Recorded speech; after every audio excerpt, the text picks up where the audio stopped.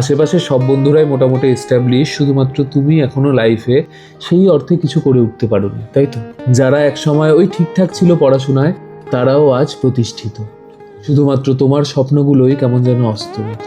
হ্যাঁ, তুমি এটাও জানো যে সময় আছে আরও, তবুও না চিন্তাগুলো হচ্ছে গাঢ়। আগে ভাগেই সব বন্ধুগুলোর ফিউচার সেট হয়ে যাচ্ছে, সেটা অবশ্যই ভালো লাগা না। জানি তুমি এটা নিয়ে কোনো হিংসেও করছো না, শুধু নিজের জন্য একটু বেশি চিন্তা করছো, তাই তো? এই সময় প্রতিটা দিন, প্রতিটা মুহূর্ত কাটানো একটা চ্যালেঞ্জের মতো। শত আনন্দ উৎসবও ভোলাতে পারে না তোমার মনের ক্ষত। আর তার উপর যদি থাকে ফ্যামিলির প্রেশার, তাহলে সত্যি আরও বেশি সিরিয়াস ব্যাপার। তখন যে কোনো খুশি ক্ষণিকের, আর শুধু দুঃখটাকেই চিরন্তন বলে মনে হয়। প্রতিটা ভোর তখন রাতের মতোই আধারময়। বাড়ি থেকে বেরোতেও তখন ভালো লাগে না কারোর সাথে কথা বলতে। ভয় লাগে যদি আবার কারোর সাথে দেখা হয়ে যায় পথ চলতে।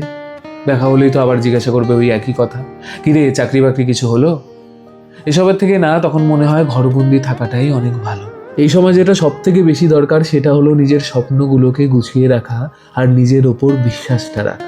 তুমি ঠিক পারবে, সব ঝড় ঝাপটা পার করে তুমি ঠিক পারবে। দেখিনি